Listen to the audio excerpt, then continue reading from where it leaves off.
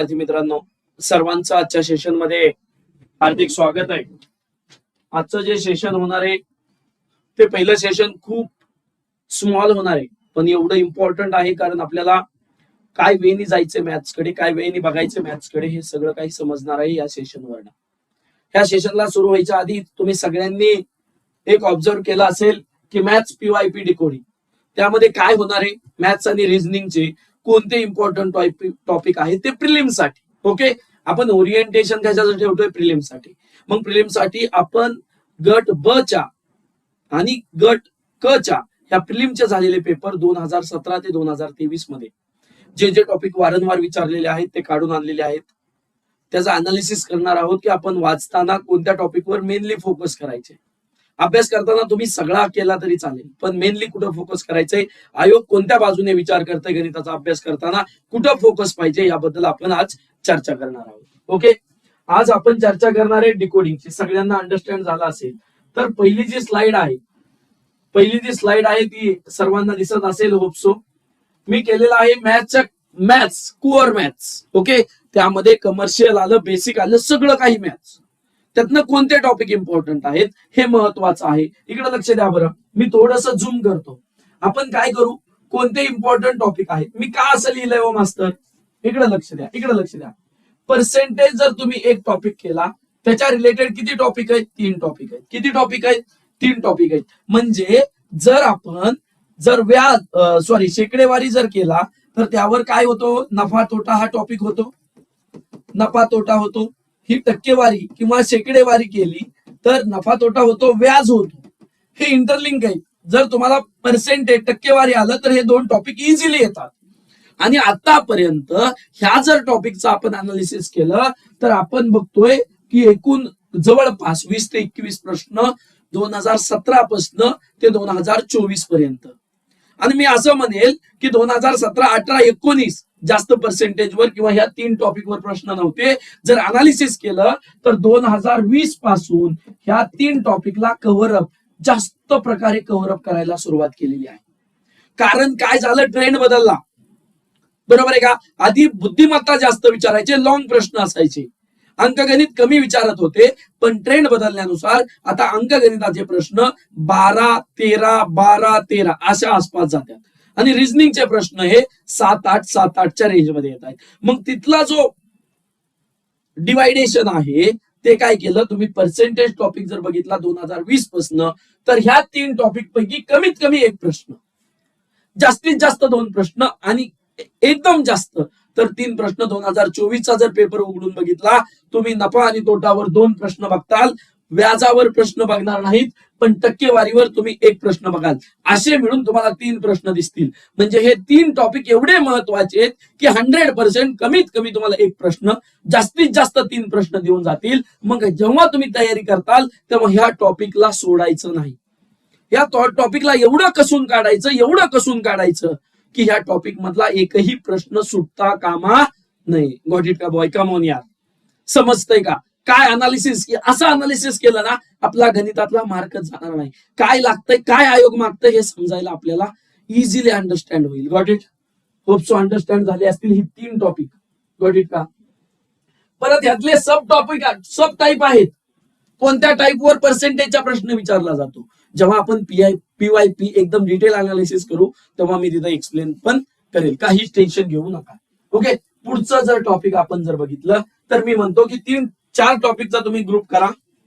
Time and work, ages, ratio आणि average, हे 4 टॉपिकचा एक ग्रुप असतो. कोणकोणते? रेशिओ, प्रपोर्शन 5 प्रश्न, 3 प्रश्न. इकडे लक्ष द्या. ह्याच्या बाहेरचा टाइम अँड वर्क 8 प्रश्न. ओके, एजेस 9 प्रश्न, 8 प्रश्न, 5 प्रश्न, 3 प्रश्न. गॉट इट का? म्हणजे तुम्ही जर ऑब्झर्व केलं तर हे टॉपिक इंटरडिपेंडंट आहे. म्हणजे तुम्हाला एजेस येण्यासाठी तुम्हाला रेशिओ, प्रपोर्शन लागतं, तुम्हाला सरासरी यावं लागते, कारण वयोवारीमध्ये तिघांची सरासरी एवढी आहे, तिघांचा रेशिओ एवढा आहे. म्हणजे वयोवारी ह्या टॉपिक मध्ये ह्या 2 टॉपिकचा बेस लागतो. गॉट इट का? म्हणून मी ह्याला गोल केलेला आहे. टाइम अँड वर्क करत असाल, ओके, काम काळ वेग, गॉट इट का? हा टॉपिक करत असाल, एजेस, रेशिओ आणि ऍव्हरेज, हे करताना 4ची टॅरी एका टप्प्यात टॉपिक करायचे. म्हणजे काय होईल माहितीये का? येणाऱ्या परीक्षेमध्ये कमीत कमी तुम्हाला 2 प्रश्न सापडतील. किती प्रश्न? मी किती सांगतोय? 2 प्रश्न.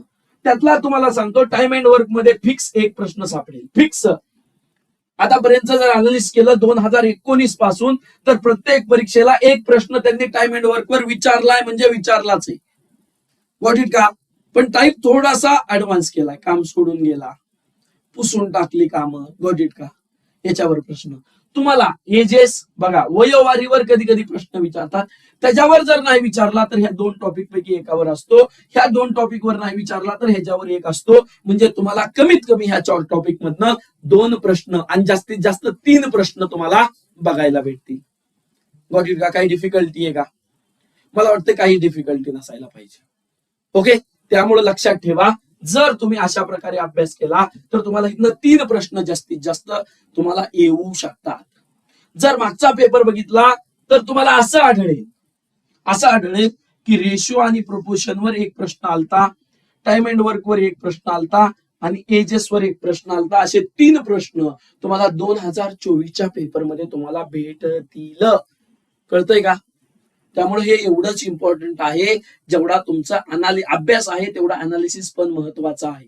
ओके, असं तुम्हाला सांगितलेलं नसेल. ओके, इकडे लक्ष द्या. पुढं आपण जाणार आहे. भूमितीकडे जाऊया.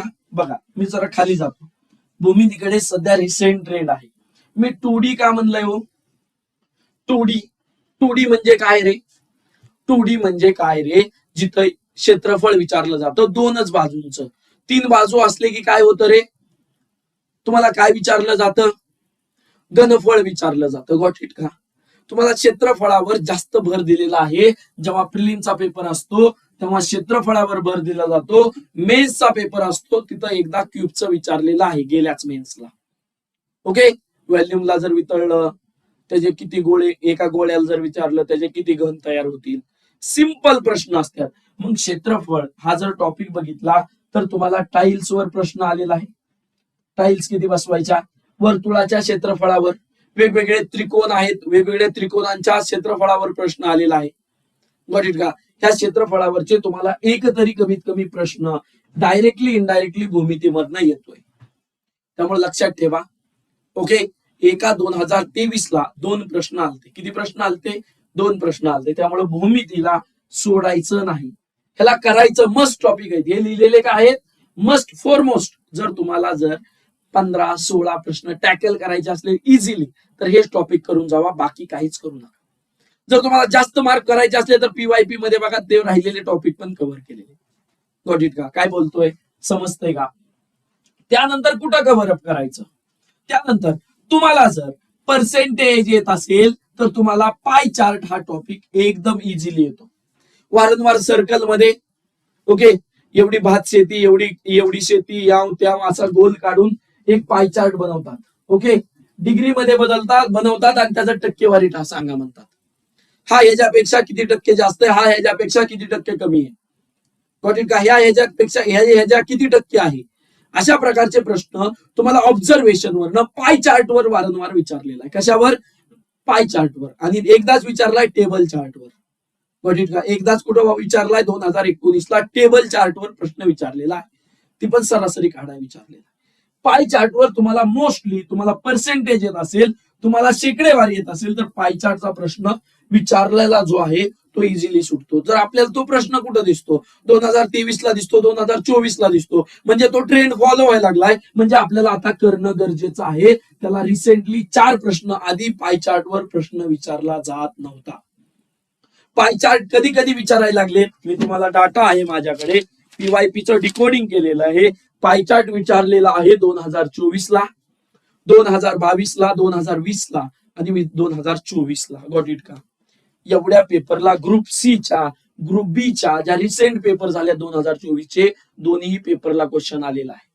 2022ला विचारलाय, 2020ला विचारलाय. म्हणजे आपल्याला एक लक्षात घ्यायचंय की जो पाय चार्ट वर जो सांख्यिकीमध्ये टॉपिक येतो पण पर्सेंटेजच्या नावाखाली तुम्हाला इथं हा टॉपिक कव्हर अप केला जातो. ओके, जर आपण थोडस ऍडव्हान्स मध्ये गेलो तर स्पीड टाइम डिस्टन्स, त्याला तुम्ही ट्रेनवरचे प्रॉब्लेम पण म्हणता कोण कोण. गॉट इट का? त्यावर पण आता आयोग फोकस करायला लागले. 2013 ते 2016 पर्यंत ट्रेनवर जास्त प्रश्न आलते.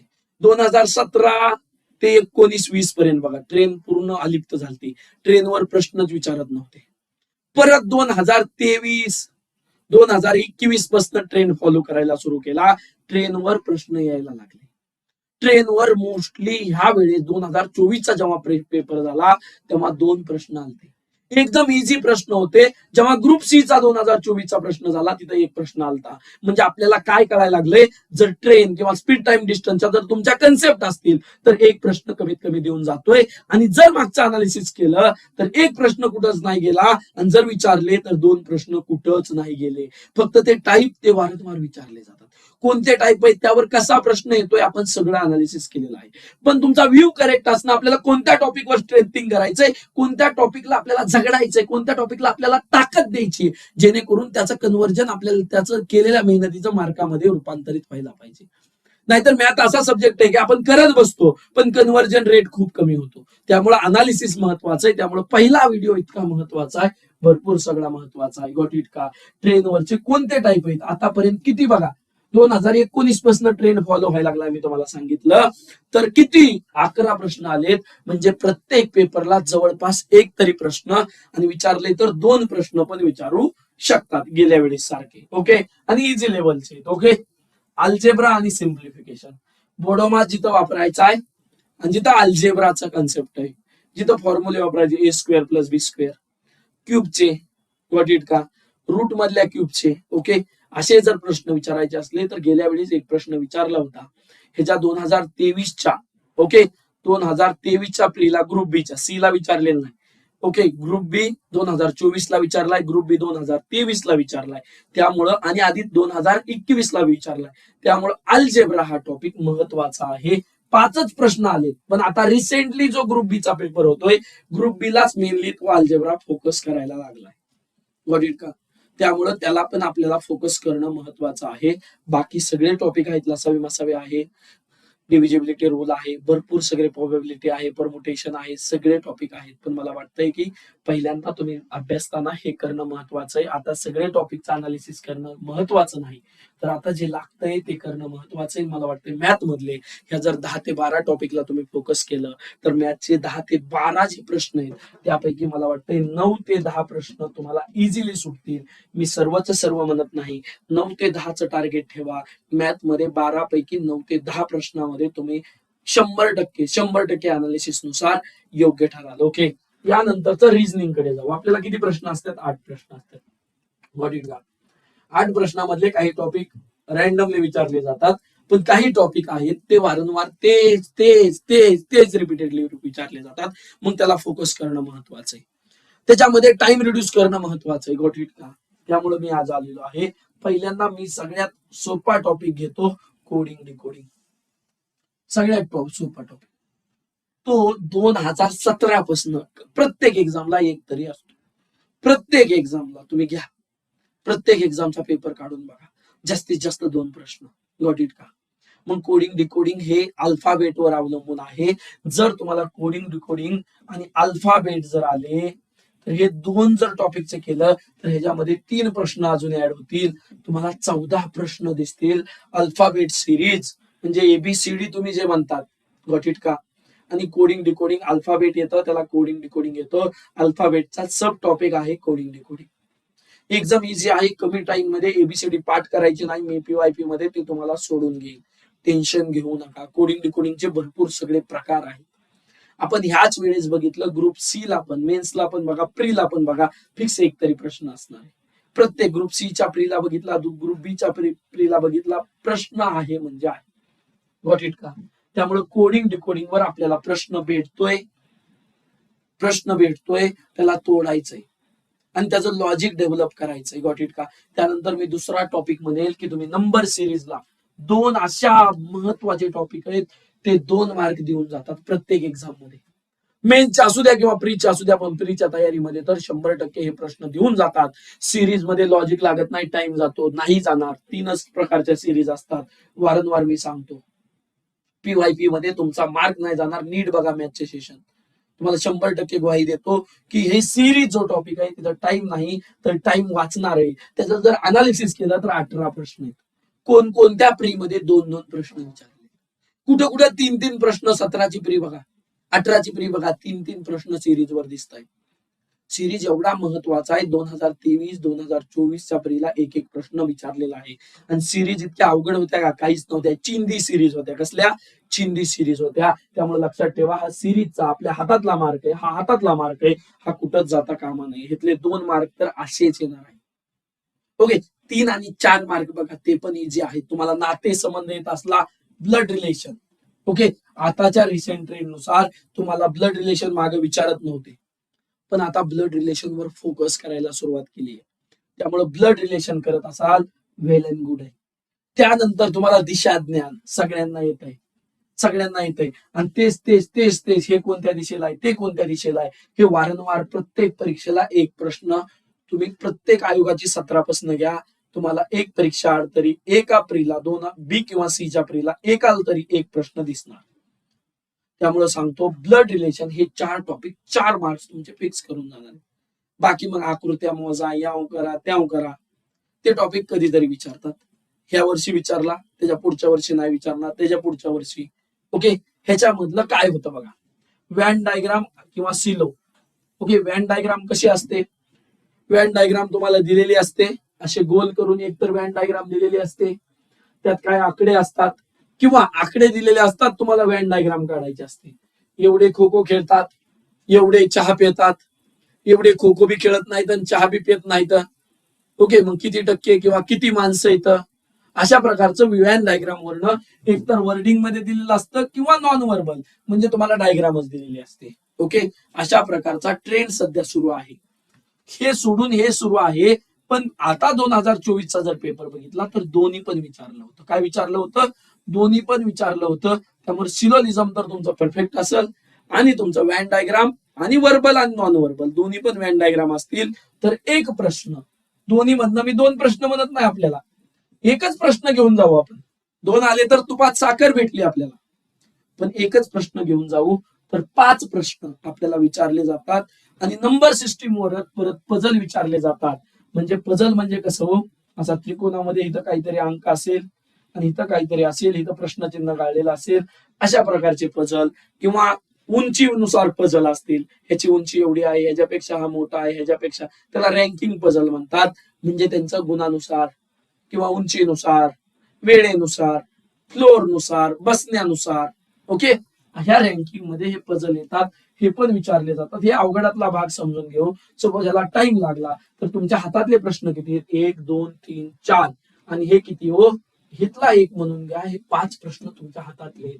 आणि सध्या ट्रेंड काय चालू आहे बाळांनो, जर तुम्हाला बोडो मास येत असेल तर मी वारंवार सांगितलेलं आहे मॅथमॅटिकल ऑपरेटर, ज्याच्यामध्ये गुणाकार भागाकार, ओके, एवढंच करायचंय. अधिकला वजा माना, गुणाकाराला भागाकार माना, ओके, परत भागाकाराला वजाबाकी माना. अशा प्रकारचे जे कोड्स असतात ते वापरून तुम्हाला उत्तर काढायचंय. आणि ह्याचं उत्तर किती? 2023, 2022, 2021 ला हा ट्रेंड चालला होता. त्याच्या आधी 2017ला विचारला होता. तो आता सध्या ट्रेंड फॉलो होतोय. आणि तो जर प्रश्न आला तर आपल्याला सर्वात सोपा जर रिझनिंग मधला प्रश्न आहे तो असा आहे, आणि देवाच्या कृपेने तो सध्या पडतोय. आणि तो ह्या पेपरला पडला तर आपले 6 मार्क रिझनिंग मध्ये कुठंच नाही गेलेले. कमीत कमी मी किती धरलेत? 6. बाकी बुद्धिमत्तेनुसार तुमचे वाढले जातील. आपण काय कॅल्क्युलेशन धरलं होतो? इथनं 6च प्रश्न धरले. किती? 5च. 5 मॅक्सिमम 6, मॅक्सिमम 6 धरू. आणि इथं मॅक्सिमम किती धरू? 10 धरू. तुमचे मार्क कुठं चालले? तो एवढ्याच टॉपिकचा जर अनालिसिस नुसार अभ्यास केला, इकडं 9 ते 10 मार्क चाललेत आणि इथं 5 ते 6 मार्क चाललेत. तुमचा एवढेच टॉपिक गेले तर इथं 14 मार्क येतात, ज्याला तेवढेच टॉपिक मधले इम्पॉर्टंट करायचे. आणि ज्याने ते एकदम परफेक्ट केले त्याला 16 मार्क कुठं जाणार नाही. आणि 4 प्रश्न असतील त्यातले तुम्हाला 1 ते 2 तरी माहित असतील. त्यामुळे 15+ हा स्कोर कुठेही जाणार नाही. फक्त काय आहे रे, नीट अनालिसिस करून अभ्यास करायचा. पीवायपी बघा, तुम्हाला सांगतो की एवढे मार्क यायला तुम्हाला काहीच हरकत होणार नाही. आणि आपलं टार्गेट असं आहे की ज्यामध्ये शॉर्टकट वापरायचे. प्रत्येक प्रश्नाला आयोगाला आपल्याला ऑप्शन दिलेले आहेत, त्याचा 100% फायदा घ्यायचा आहे. ते पीवायपी मध्ये कसं, ते on real demand me prove करून दाखवणार. आपल्याला मी शेवटच्या दिवशी 20 मिनिटं 20 क्वेश्चन सोडून दाखवणार, म्हणजे तुम्हाला माझा विश्वास बसेल. ओके, होप सोस अंडरस्टँड झाला असेल. ह्याच्या पुढे आपलं टार्गेट काय आहे? गणिताला मला 15+ कसे बी येणार आहेत, कमीत कमी 15 येणार आहेत, 15+ असे पण येणार आहेत. मास्तरने शिकवलंय तसं, अनालिसिस केलंय तसं 100% येणार आहेत. एवढा विश्वास ठेवा आणि PYQ प्रॉपरली फॉलो करा. मी 100% गॅरंटी देतो की तुमचा मॅथ्स मध्ये स्कोर इम्प्रूव्ह झालेला दिसेल. Okay, thank you so much. Love you boys.